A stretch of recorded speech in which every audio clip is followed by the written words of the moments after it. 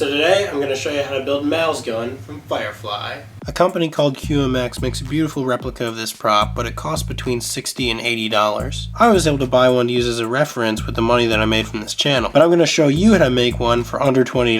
Now a lot of you are probably wondering why I go through all the trouble to build one if I already have the replica. The QMX product suffers from 3 fatal flaws. 1, it has no moving parts. You can't get a shot of the actor pulling the trigger or removing the clip. 2, the barrel is only hollow for about half an inch, which will ruin all of your dead-on shots in high light. 3, it's made out of solid resin, which makes it incredibly fragile.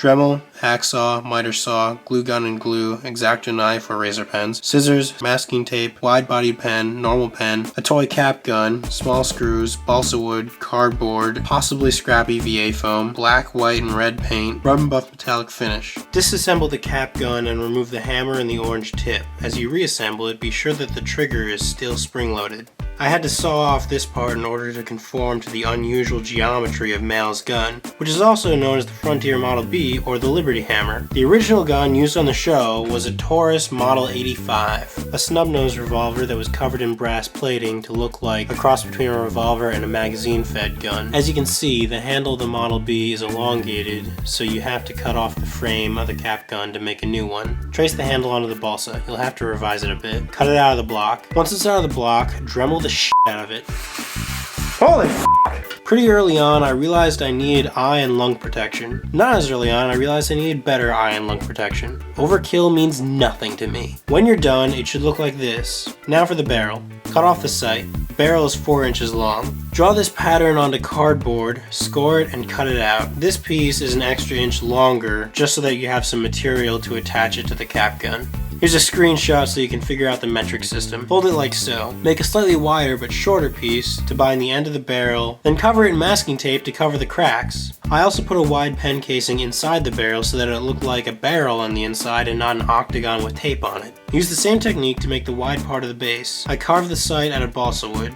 Again, metric system. Oh, I've been attaching everything with hot glue, by the way. And now to cut all the pieces for the top. Use this screen grab to calculate sizes. Now here's me cutting some top panels, side panels, here's more measurements. I really hate the metric system because it's making my video longer. Attach these flanges so you have something to attach the panels to. Okay, so to make this part I'm using foam because cardboard doesn't do so well with curves, and I can just Dremel foam into the proper shape. You gotta cut it into thinner pieces. And just hot glue everything together. This is the shape of one of the panels, it's stupid curvy. I filled the inside with leftover hot glue because it strengthens the interior. Attach the panel.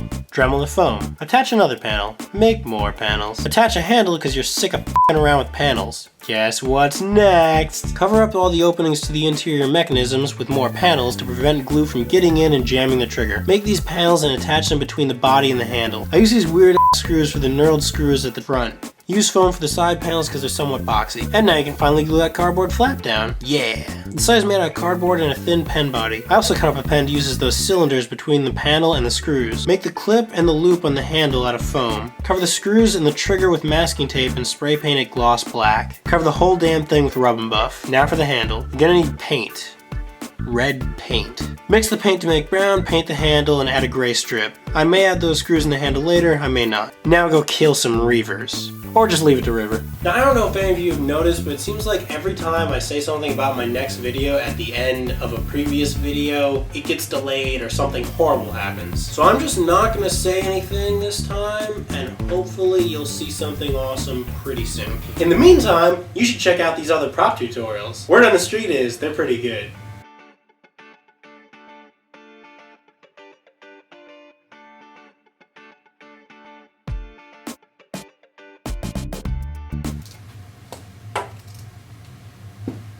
My clip fell out of my gun.